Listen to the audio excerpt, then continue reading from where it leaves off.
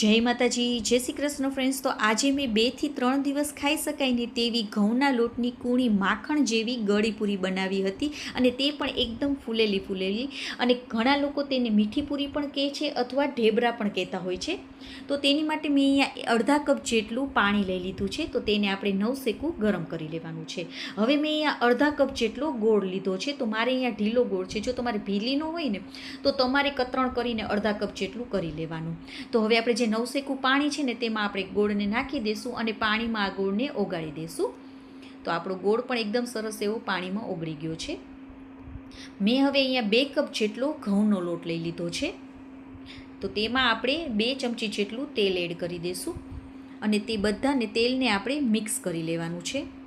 હવે જે આપણે ગોળવાળું પાણી કરીને રાખેલું છે ને તેને આપણે થોડું નાખતા જવાનું છે અને આપણે પૂરીનો કઠણ લોટ બાંધી લેવાનો છે. જેવો આપણે પૂરીનો લોટ બાંધીએ છીએ ને તેવો બાંધવાનો છે, બહુ કઠણ પણ નથી બાંધવાનો. અને આપણે આજે અડધા કપ જેટલો ગોળ લીધો છે ને તે એકદમ 2 કપ ઘઉંના લોટમાં એકદમ પરફેક્ટ માપ છે. તો આટલો જ તમે ગોળનો ઉપયોગ કરજો. એકદમ સરસ એવી મીઠી ગળી પૂરી બનીને તૈયાર થાય છે. તો હવે આપણે લોટ બંધાઈ જાય ને એટલે આપણે 2 થી 3 મિનિટ માટે એકદમ સરસ એવું મસળી લેવાનું. મસળાઈ જાય એટલે 10 મિનિટ માટે ઢાંકીને રાખી દઈશું. 10 મિનિટ પછી ફરીથી આપણે આવી રીતે મસળી લેવાનું છે. તે મસળાઈ જાય એટલે મેં તેના 3 મોટા ભાગ કરી લીધા છે. તો એક ભાગ આપણે લઈ લઈશું અને તેની આપણે મોટી રોટલી વણી લેવાની છે. અને જો તમને આવી રીતે ન કરવું હોય ને તો તમે નાના આપણે જે રેગ્યુલર પૂરીના લુવા કરીએ છીએ અને એક પૂરી બનાવીએ છીએ ને તે રીતે પણ તમે બનાવી શકો છો. પણ આવી રીતે કરશો ને તો ફટાફટ તમારી આ મીઠી પૂરી બનીને તૈયાર થઈ જશે. મોટી રોટલી બનાવી જાય એટલે મેં અહીંયા ગ્લાસ લીધો છે અને આવી રીતે આપણે 3 થી 4 પૂરી આપણે કરી લેવાની છે. તો થઈ જાય એટલે આપણે જે વધારાનો ભાગ છે તેને કાઢી લેશું. પણ મને પૂરી થોડી એવી જાડી લાગતી હતી. જો બહુ જાડી હશે ને તો ખાવાની મજા નહીં આવે, અને બહુ પતલી આપણે કરી લેશું ને તો આપણી પૂરી ફૂલશે નહીં અને મજા નહીં. 2-3 દિવસ આપણને ખાવાની મજા નહીં આવે. માટે એટલે આપણે બહુ જાડી પણ નહીં અને બહુ પતલી પણ નહીં તેવી મેં ફરીથી વણી લીધી છે થોડી.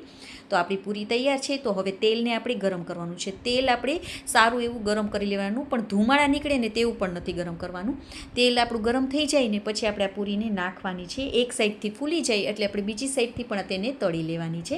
તેલ જો તમારું સારું એવું ગરમ હશે ને તો બધી પૂરી તમારી એકદમ સરસ એવી ફૂલીને દડા જેવી બનશે. અને જો તેલ તમારું થોડું મીડિયમ ગરમ હશે ને તો તમારી પૂરી ફૂલશે નહીં અને ખાવાની પણ મજા નહીં આવે ને તેમાં તેલ ભરાઈ જશે. માટે આવી રીતે તેલ ગરમ થઈ જાય ને પછી જ તમારે પૂરી નાખવાની, જેથી કરીને એકદમ સરસ એવી પૂરી ફૂલીને દડા જેવી થશે અને તેલ પણ નહીં ભરાય. તો આપણી બધી પૂરી આવી રીતે આપણે બનાવી લેવાની. જો એકદમ સરસ એવી ફૂલેલી દડા જેવી આપણી આ પૂરી બનીને તૈયાર થઈ જાય છે. એકદમ સરસ લાગે છે. 2-3 દિવસ સાતમ આઠમ આવે છે તો ખાવાની હોય તો આપણે બધાના ઘરમાં આ ગળી પૂરી તો બનતી જ હોય છે. તો આવી રીતે તમે જરૂરથી ટ્રાય કરજો. વિડીયો ગમ્યો હોય તો લાઇક, સબસ્ક્રાઈબ અને શેર કરવાનું બિલકુલ ના ભૂલશો. ફેસબુક ને ઇન્સ્ટાગ્રામમાં જોતા હોય તો ફોલો પણ કરજો. તો આવી જ નવી રેસિપીઓ સાથે આપણે ફરી મળીશું. ત્યાં સુધી બાય.